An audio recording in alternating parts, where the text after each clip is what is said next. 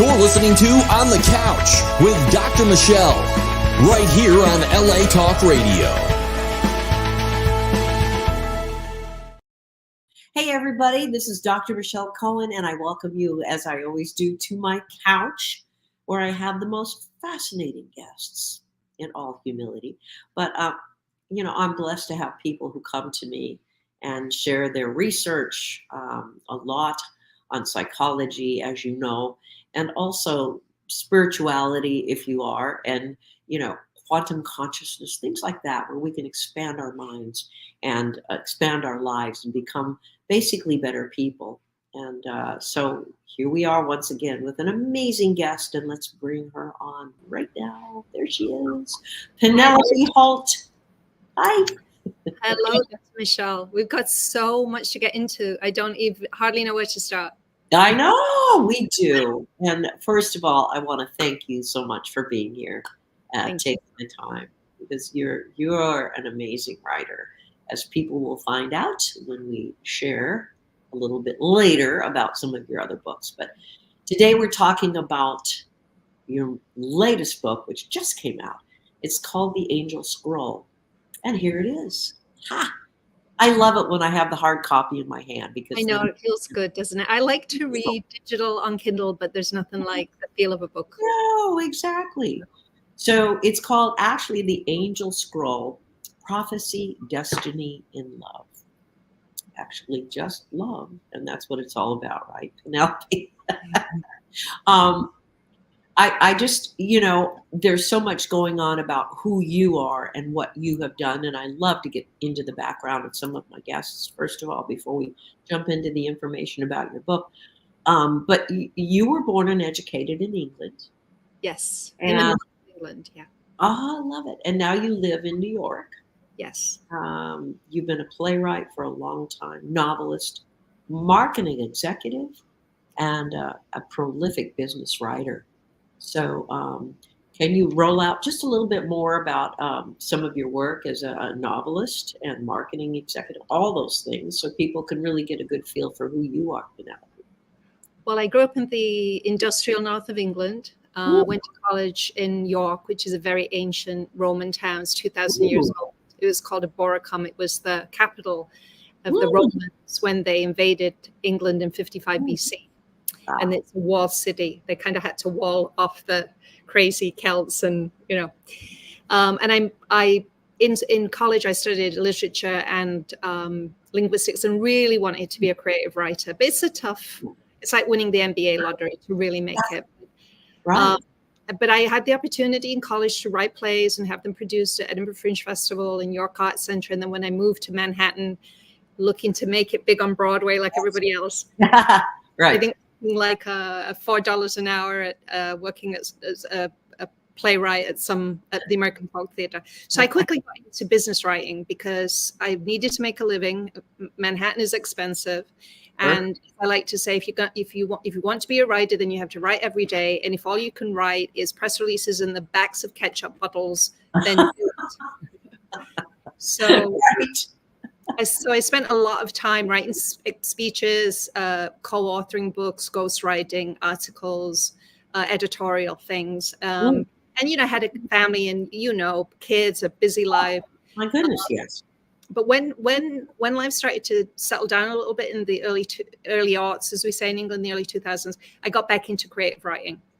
Oh, I co-wrote a memoir with Alan Bailey, who was the founder of the Harlem Gospel Choir, and he was one of the people responsible for creating Martin Luther King Day on January 15th. I believe it's the first Monday of the second week of January. Right. And I've spoken about this before, but it bears repeating. He was such a lovely guy, very smiley, just one of those people that laughs at everything, very good. Yes. And he knew the greats. He worked with Michael Jackson, the Jackson 5. Oh my goodness. Yes. Yeah, Miles Davis, who lived on the Upper West Side of Manhattan, was apparently a very curmudgeon-y.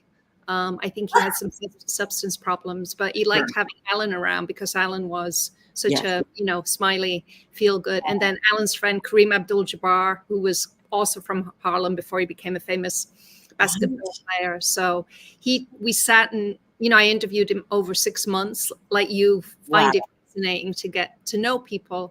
And, we just rolled the tape recorder and he talked about, Muhammad Ali and Nina Simone and all of these fascinating people and the civil rights era, when they were marching on Washington, and he knew Percy, who was Malcolm X's lawyer. So he was involved in Harlem, and then he went on to form the Harlem Gospel Choir, and took a lot of people with fantastic voices, who otherwise may not have a shot, and took them on tour. They toured tirelessly all around the world. They actually toured in communist China as a Christian gospel choir. So I did that. Really loved that. Yeah. Fast forward, I did The Apple, which was based on the Holocaust memoir of Herman Rosenblatt. He kind of mixed in a fabrication, a love story with this true Holocaust account, and wound up on Oprah. And there was this big firestorm. Yes, it was. Yeah, that was a bit heavy.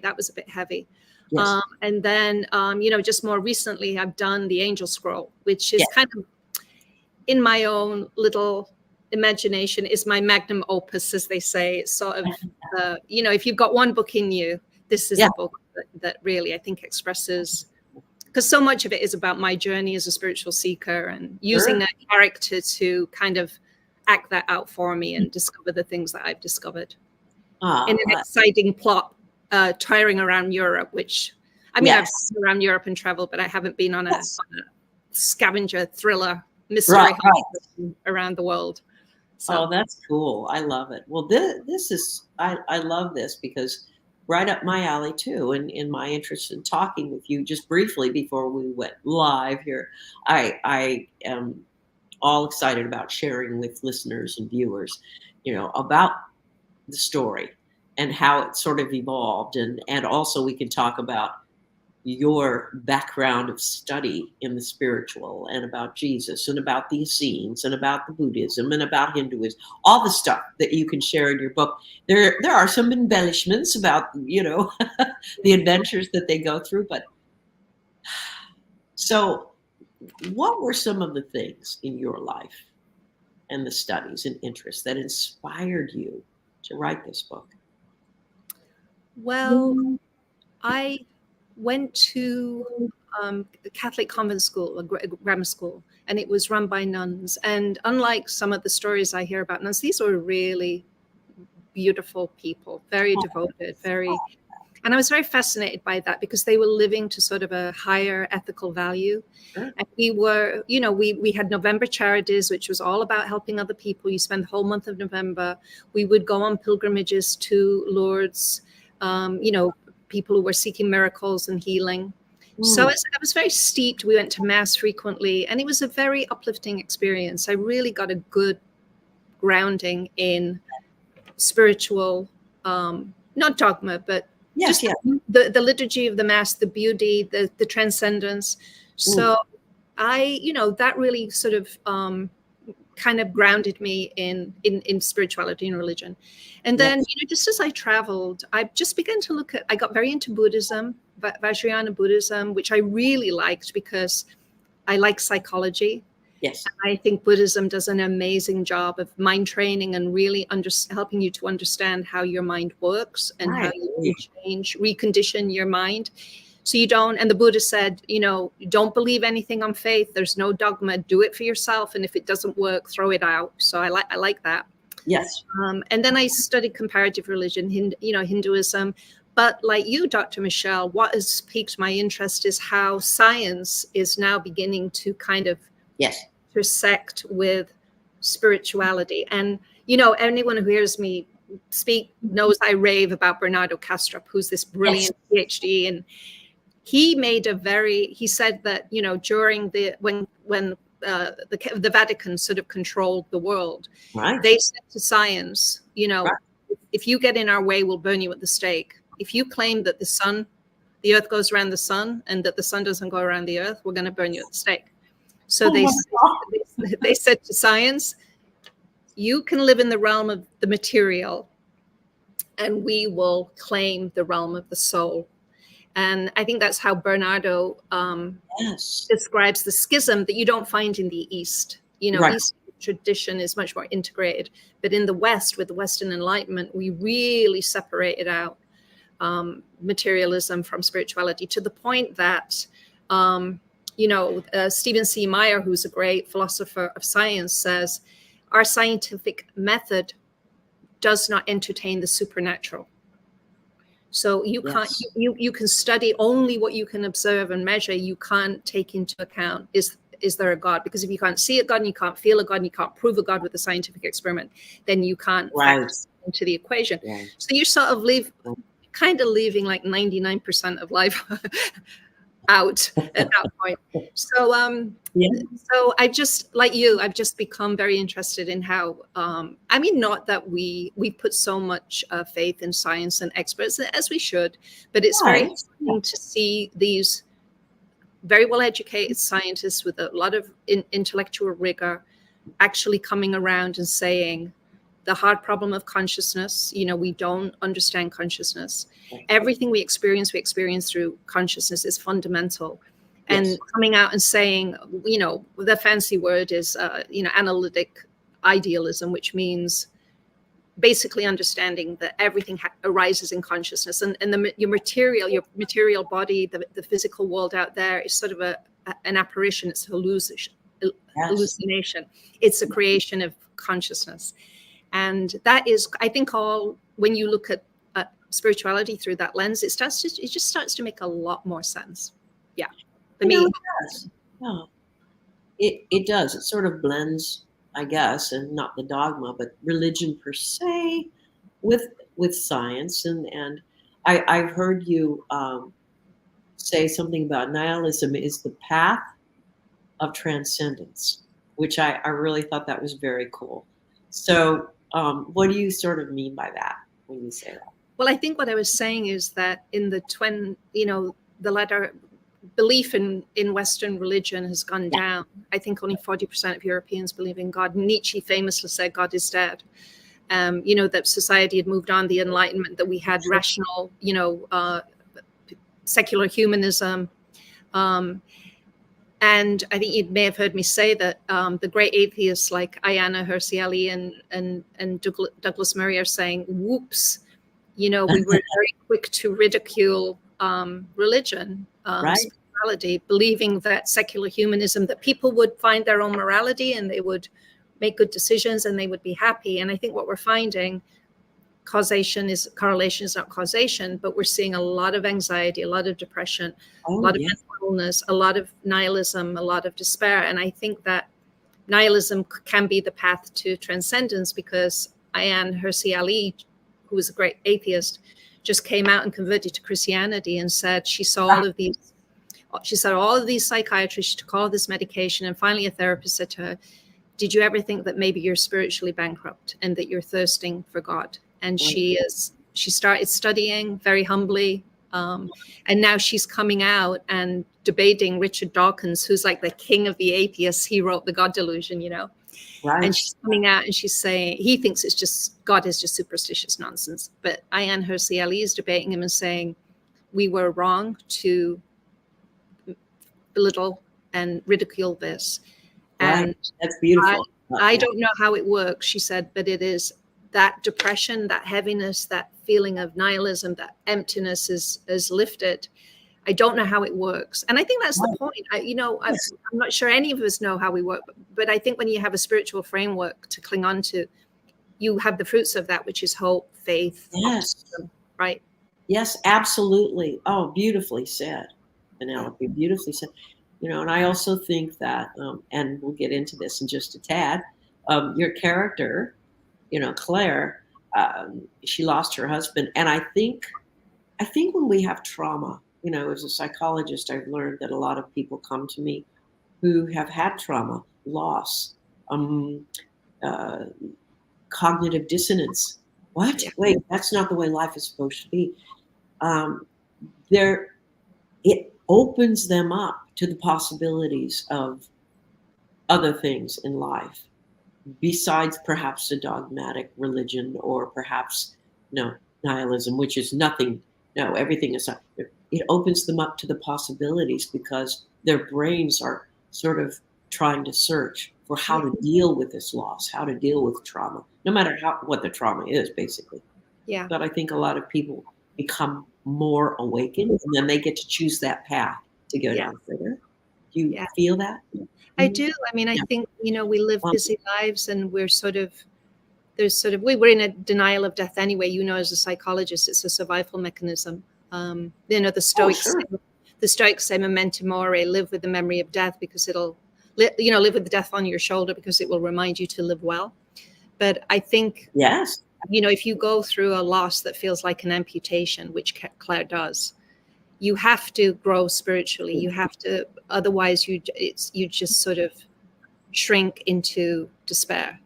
And so you've got to find a way of thinking, a way of acting, self-talk, exploration, finding, you've got to reach out into the world and find those things that are going to bring you the comfort, not in a hollow, delusional way, but in a true way. You need to grow and expand, and in growing and expanding spiritually and emotionally, even though you're grieving and you're bereft, you will find, like you say, you'll find that your life is now sort of taking a different path. You're making different choices. Sure. You're thinking different thoughts. You're acting differently. You're understanding who you are, who your loved one was. And, I think all of us, when we lose someone, we say where. Right. When my sister died, my niece wrote, Mom, where are you? I want to find you and bring you home. Oh. And I think that's how people, they need to believe that we'll see our loved ones again in some form, Yes, perhaps. Yes. And as you mentioned, there's so many books coming out. And of course, you can get on YouTube and see some of these medical doctors like Eben Alexander, right? Yeah. Who, of course, he's a neuroscientist. He was a neurosurgeon, right. wasn't he? Wasn't he a neurosurgeon or a neuroscientist? Yeah, I think he's actual MD, a doctor. Yeah. He is, hardcore medical doctor. Always believed in, science, and that's it. What you can see is it. And then, of course, he had this tremendous out-of-body experience when he was clinically pronounced dead or brain dead or whatever, and shares that with the world. As you said, so many people have experienced that. But I think, the whole thing is hanging on to what we have in this 3D. We hang on to the now and what we have. And of course, we want to hang on to our loved ones and our goodies in the material, whatever that is, and really search and find out more. We're very thirsty to find out more. Most of us, I think, in life. And I think that is also, as you would say, going through the journey of looking within, not out, going within and asking your higher self some of those questions and waiting. I was listening to an interview you did about how you would wait. I loved it, for the next chapter to come to you. You were waiting, Yeah.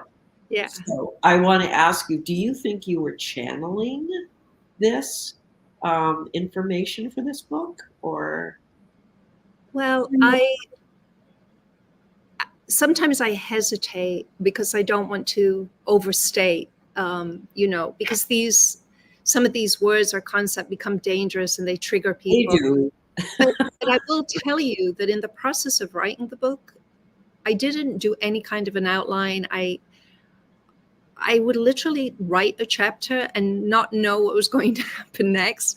And then think, I would think about it, and it's not like it just, appeared, but yes, I think I explained it as, it's almost like I was excavating it, it's almost like it was rock with something in it. And I was just chipping away at the rock to try and uncover what was there.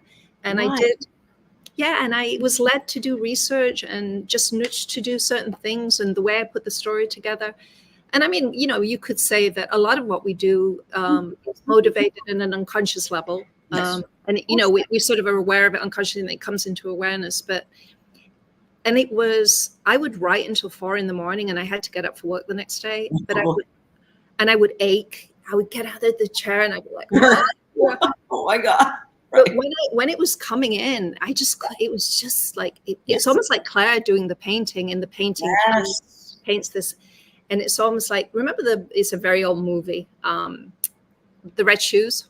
Yes. The Bella, who was that? Was it Maura Scherer? Yeah. They put on the red shoes and they danced her to death almost. Red ballet shoes. So when it pours out of you, you just want to keep going. I think who was the novelist that wrote Eat, Pray, Love? Elizabeth. Oh, yeah. Yeah. A lot of writers believe in the muse, in like inspiration is like floating around and it's looking for someone. Yeah. It's like, all right, can I get the muse? And you have to grab it. You have to say, I'm open. Yeah. It's like a deli counting. I'm open. It's really true. And a lot of good writers, very sensible. They're not being, too sort of far out there. Do say that inspiration is real, and it comes. Anyone who's been inspired to do something, they will tell you it's got a real feel to it. It's a real process. It's difficult to put into words, but it's a real thing. Yes. Yeah. And I think that's in keeping with the theory, as with Nassim Haramein, and many other consciousness so-called physicists who talk about how we are all available and can be available to that field, such as the geniuses who created, Tesla and Einstein and all of the geniuses, Da Vinci, artists, scientists, whoever created anything out of pure genius was open to that field, which was bringing them information. They don't know where, from, why, whatever, but it just sort of, they're available for some reason to have those aha moments of those calculations, which help us all in our world and have advanced us, from the Industrial Revolution into now and whatever, and beyond. And so I think you're right. I think it is a little dicey to say, oh, I channeled the book, but I think if we're open to, of course, learning, and we have the background in our memory and we have a lot of information, but also when we're open to that, and wait and sort of go within and ask for information. Sometimes it just comes and we don't know why, like you said. And when it's coming, you have to just go with the flow, right? You just keep writing. So yeah, and I think that we're told you can walk, you can talk, you can drive, you can study, you can do this, you can do that. There's so many things, whether you want to call it psychic ability, but yeah. I think I read once that the Zulus are quite telepathic because they have to travel over great distances. So I think there are people do, Tom Campbell, who famously worked with Monroe to do the, the remote viewing and the telepathy, the Inigo Swan's remote viewing, the government of Russia and America were training remote viewers. So the things that we sort of put into the category of science fiction or woo-woo, psychic ability, I just think in some instances we're just not trained to be aware that we can cultivate. We are not. We can cultivate. I've met psychics, mediums who are very down to earth, and they tell you things, and part of you saying, "Oh, coincidence." You almost want it to be a coincidence because you can't quite get your head around how they're doing it. But imagine if we train children. When my kids were little, we rode away to Princeton labs that used to do sort of very respectable psychic research. Right. They would do toy cossets, head or tails, which is it's always, if over time, it's always going to be 50-50, right? Yes. That's just the law of over time. Mm-hmm. And they would actually do mind over matter experiments where they would actually shift, get people, and they came up with something called the mind lamp. Wow. And I don't know if you can still get this, Dr. Michelle, but you plug it in and it starts to change color. It goes from pink to blue. And then you have to sit and you have to try and control what color it changes. Mm-hmm. Because there really is this principle, obviously, of consciousnesses, right? Yes. We're kind of creating reality through consciousness. You should be able to manipulate reality. Yes. And so I'd sit there and I'd get my kids to do it. Yes. And see if you can change the color of the lamp. And and again you think, oh well, it's just a coincidence. I want it to be pink and it's going pink, and then I want it to be green and it's going green. And you sort of get on this roll where the lamp is working with you, and it's a bit disorienting because you're thinking, oh my goodness. And there's a particular feeling that you get when you do it. I'm sure in your work, when you're talking to someone, you kind of go into a zone where I'm in the zone with this person. We're connected now. Right. And you just get this feeling that you're sort of playing with your mind to say, how do I need to think? How do I need to focus to make this lamp change? So I taught my kids that not to be foolish and gullible, but to just be a little more open to these paranormal, above normal, alongside the normal.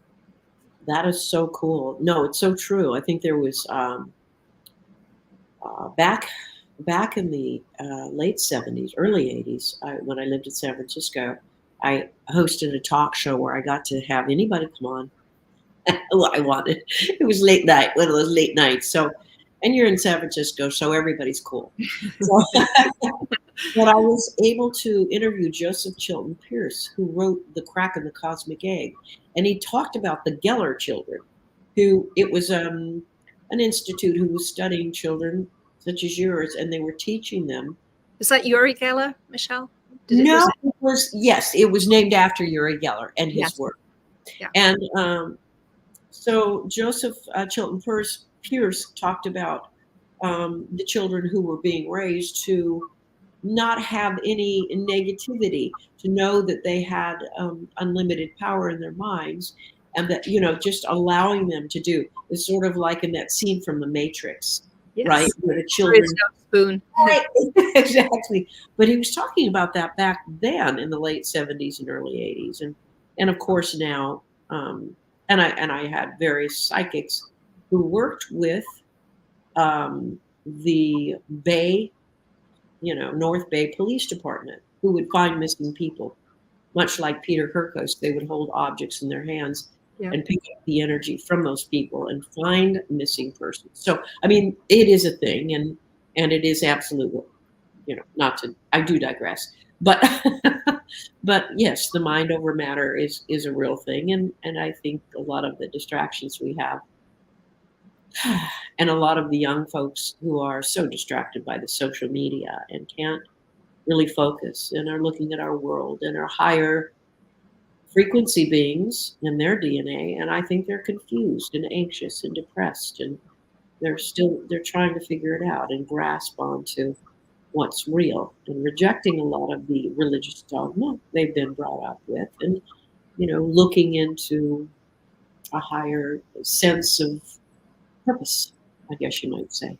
So that's part of what I was doing in the book too. I think just reflecting that, I grew up where mainstream religion was, people were still going to church and putting their Sunday best on, right? That grew up with mainstream religion, and that has almost certainly gone away now. And so I think that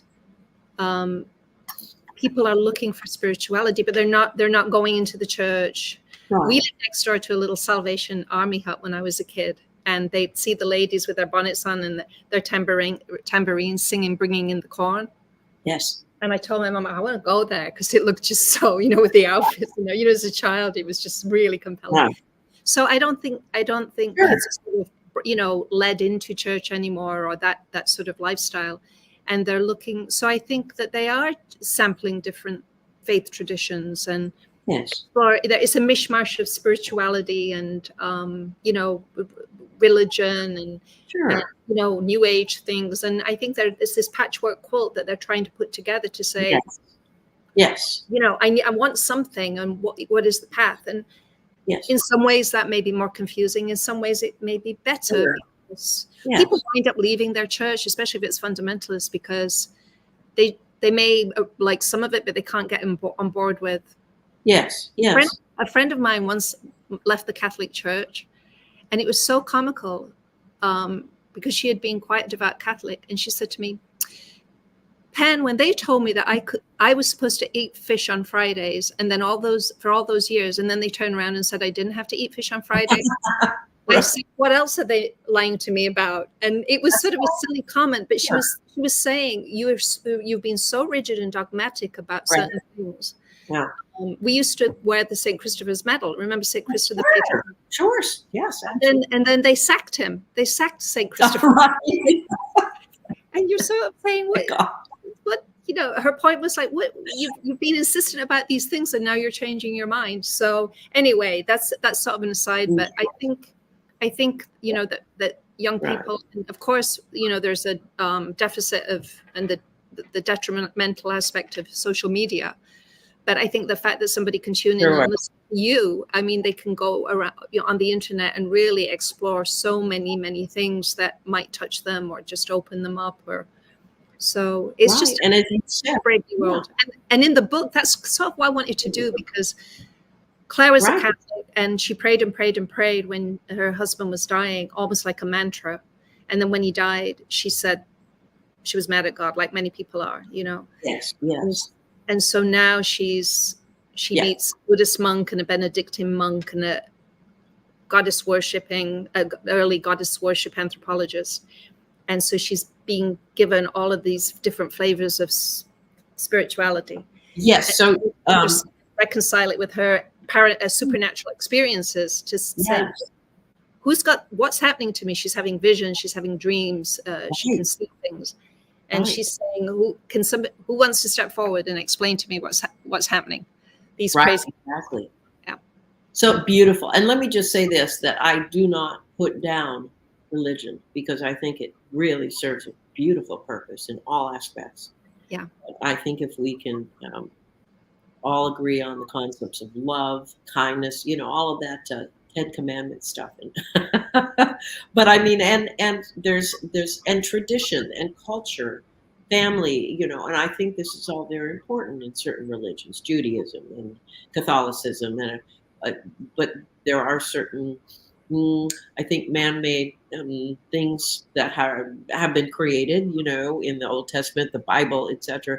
You know, not to take those things literally, of course, a lot of it, and it's been kind of retranslated into, you know, I don't know, perhaps helping people understand more law and order and keep their moral systems in place as well. So, but I just thought I'd throw that up there. But let's get into your book. So Claire Lucas is the woman who lost her husband. And of course, this opens up her awareness, and she has these dreams, and this one particular dream, I want you to get into that, which you were a little bit. And then she meets Richard Marxson.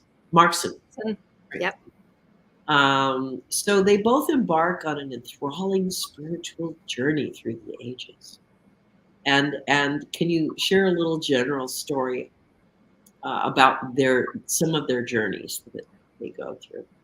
Well, for people who remember, I can't believe it's over 20 years now, 25 years since it was published. But The Da Vinci Code, I thought, was a great book. Perfect. Yes. Yeah, because it took a story and it really sort of wove in these fringe religious theories and beliefs. Opus Dei, which was real, the Rosslyn Chapel, Mary Magdalene, you know, all of these. I thought it was absolutely intriguing, and so there's I sort of had that in the back of my mind that so Claire dreams about a man who she thinks is Jesus, but he's in Varanasi, India, which is where the historical Buddha awakened, and he's in the bedroom, the deathbed of a beautiful young Indian woman, and her husband is begging this young holy man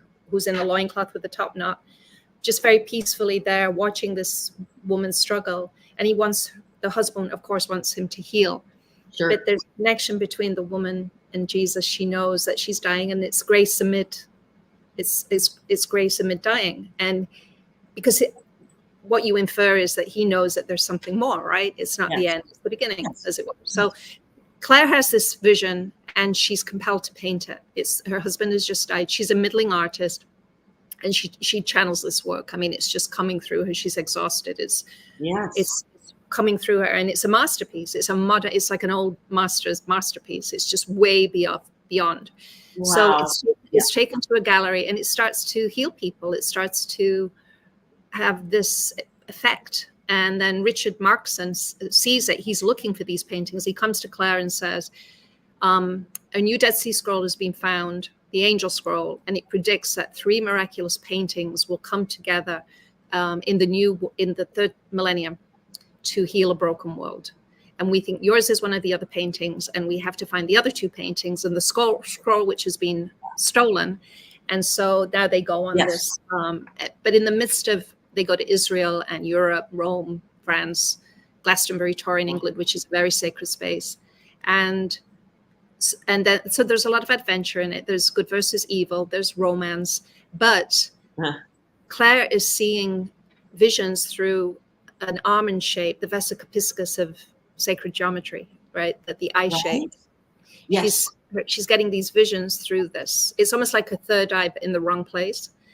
So she's trying to,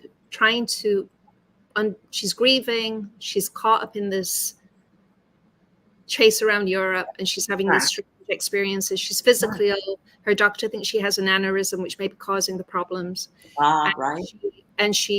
So she's just trying to make sense of the day-to-day, and also make sense of this new spiritual emergency that she's in.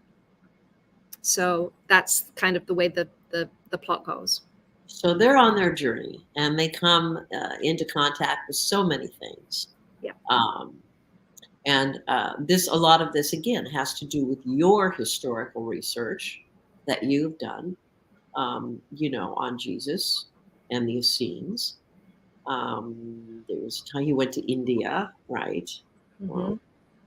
Banarsi, I guess. Benares. It's Benares now. It was called Banarsi back then, yeah. And so is this research that you have done for a long time to find out some of the missing information that has not been presented about Jesus, and not only that, but about Buddha and his awakening under the Bodhi tree in that particular area? So is this a lot of research that you did in order to create this story of these adventures that Claire went through? Mm-hmm. Yes, I had a lot of interest in this. It was I read all of this stuff and then sort of leaned on it. I was writing the book. It's it sort of gave me a lot of motivation. I wanted to weave in all of this stuff. I know about the Essenes, Michelle. The Essenes were separatists. There were, at the time of Jesus, the Pharisees, the Sadducees. The Pharisees were very strict about law, and the Sadducees were sort of more, I think, benevolent agnostics. But the Essenes were influenced, it's alleged, through Moses, who was the child of Pharaoh. So the adopted grandson of Pharaoh. Pharaoh's daughter adopted him from the Mauritius. And so he knew a lot about the Egyptian mysteries. He was influenced by Egyptian religion, and which in turn was influenced by Hinduism. Yes. And so it comes down through to the Essenes that it's written, you can do the research, it's not me making it up, that the Essenes were very much, they believed in reincarnation. They were absolutely against killing. They did not do sacrifice, animal sacrifice.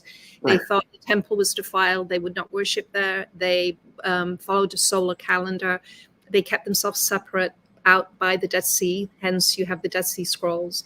And the Dead Sea Scrolls are believed to have been written primarily by the Essenes, and they're old books of the Old Bible and Mosaic Law, and just lots of different, amazing finds. It was such a treasure trove.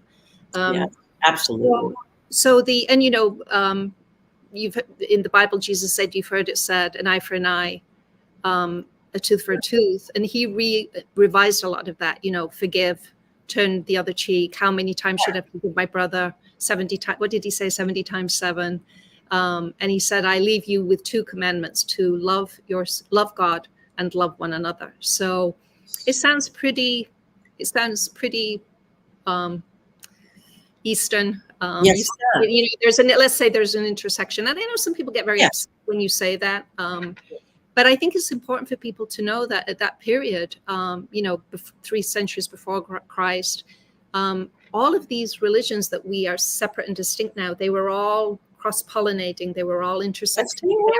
They have the same roots. So for me, it's just been fascinating to sort of follow it all back to see what the sort of mouth of the river is, and where you see these compatibilities. Yes,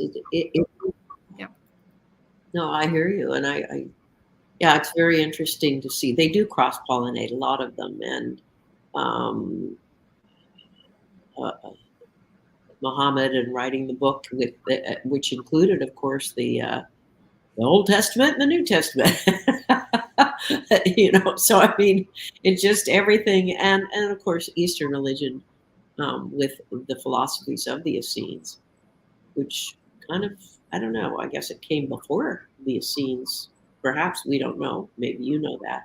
But Buddhism and Hinduism and those such religions.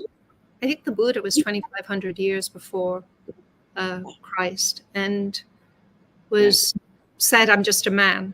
There's that lovely story. It's probably apocryphal, but after he was awakened, he's walking down the street and he sees these. And he'd been in an ascetic himself. He'd starved himself, and he was looking for transcendence and enlightenment. He was starving himself and punishing himself. And then it's when he finally relaxed. He said, like a string of a lute, not too tight, not too loose.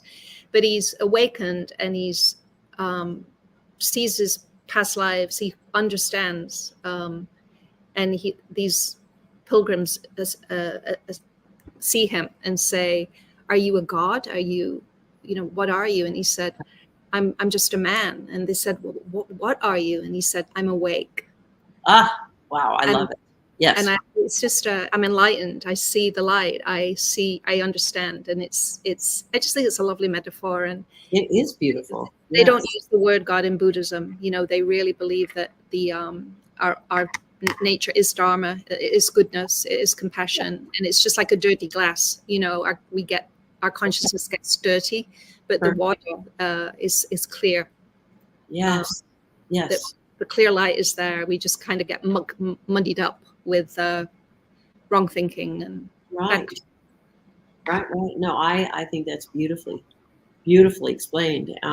So we're not going to have any spoiler alerts today on your book, because I want people to pick it up.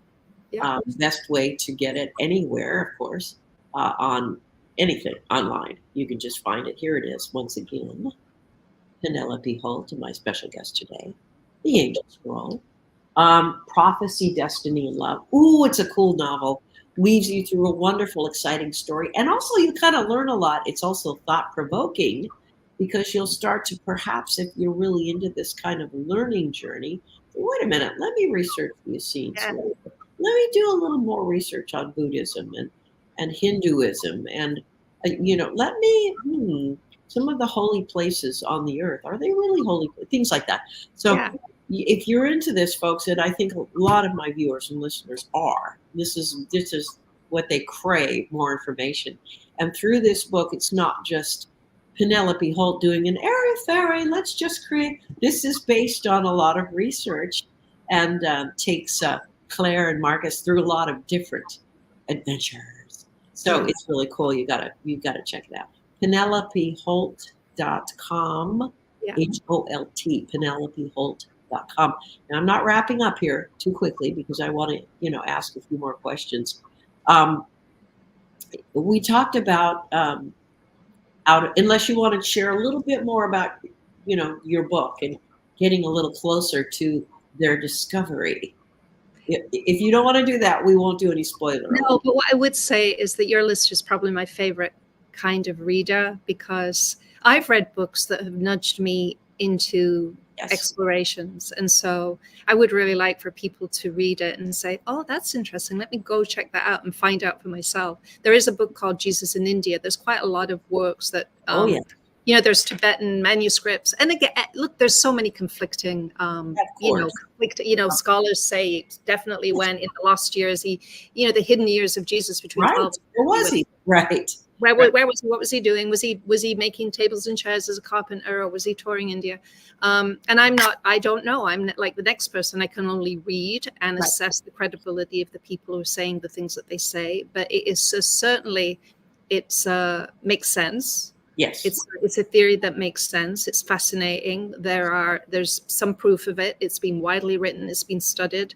I did not know it at all until I started getting into it. So, and then again, Glastonbury tour, it's the story of Joseph of Arimathea, who gave Jesus his tomb after he was crucified, and he took the chalice used at the Last Supper, had drops of the Christ, and he was sent to England by Saint Philip to evangelize the Celts and the Druids. They were pagans, and so he went and built the first Celtic Christian church.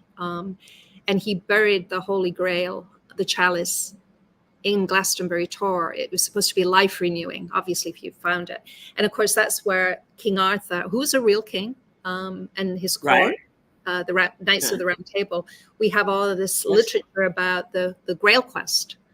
So there's fiction in there, and it's intersecting with some facts. So I think I think people, if they dig into it themselves with YouTube and the books that are out there and the articles that are written, you can go down a really, really interesting rabbit hole if you'd like to.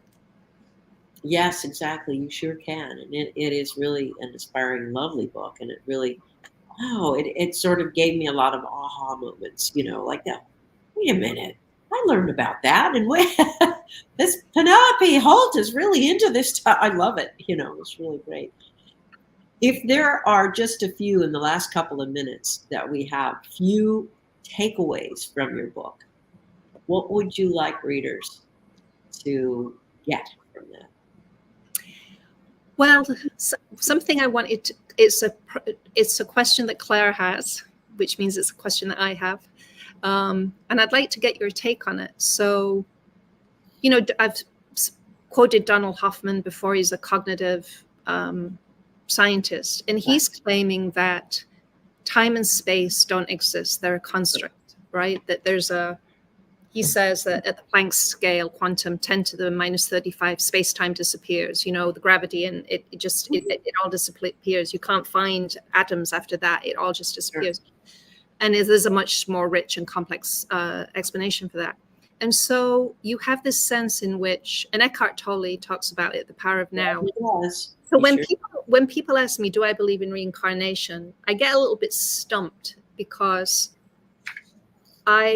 this implies coming back again and again through space and time, different lifetimes, right? But then simultaneously, there's a belief that there is no time and space with God or consciousness. Everything is now. But of course, our little human brains it blows our little human mind.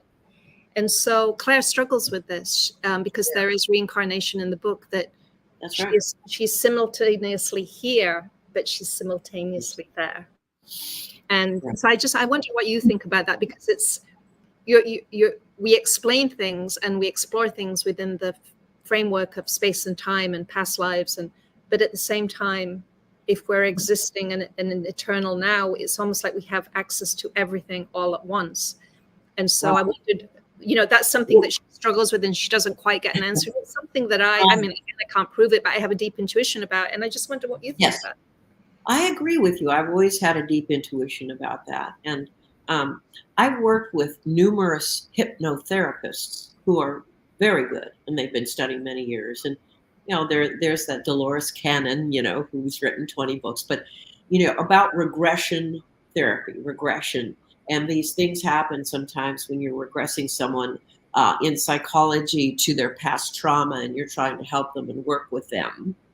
And then all of a sudden they start speaking another language. And you're saying, what? They've popped into another life, perhaps. You're guiding them back so far that things get out of hand. And I've read and heard a lot of information about this, the possibility of, we pop in and out of the time-space realm. When we leave this shield, this armor we have, perhaps we do have a soul. that explores, because we're popping in and out. When we leave the body, of course, we're not in 3D any longer, so we become part of the photonic field. Mm-hmm.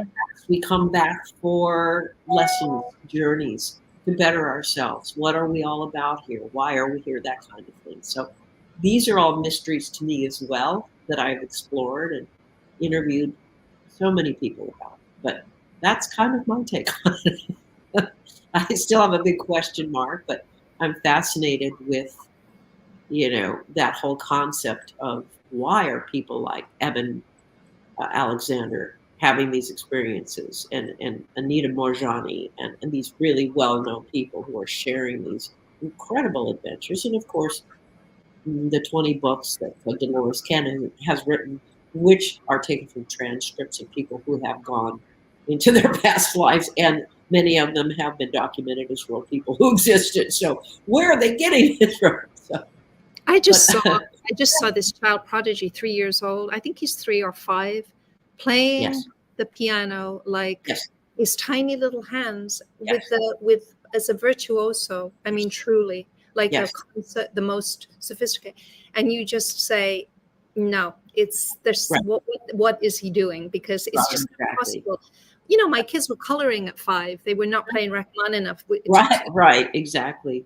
But a question that I have, and maybe one of your future guests can answer it, who Sure, do sure. past life regressions, is it that we have an individual soul journey, or is it we all have access to the same memories?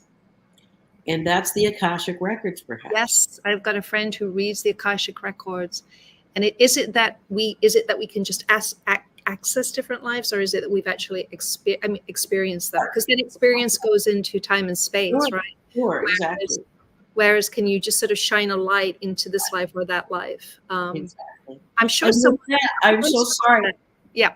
We have a hard break coming up with the news. So I'm going to have to end here. Oh my gosh. I could talk to you for hours. Thank you so The time flew. The time flew. Penelope, you have created such a beautiful character, Claire, in your book and her journeys. And I thank you so much for sharing this again. It's a great book. It'll teach you a lot. It takes you on a wonderful adventure and will open up your mind. Thank you, Michelle. Oh, you're so welcome. Thank you so much for being here. You're awesome. It's a great chat, a great visit. Thank you. I'm going to go put the kettle on now and make a cup of tea. Sounds good. All right. Have a lovely day and evening. You too. Thank you. Right. Bye-bye. Bye-bye. All right. So sorry we had to cut off Penelope so quickly. Thanks for joining me, Dr. Michelle, here on the couch. And I'll be back next week for you. Same time. Bye-bye.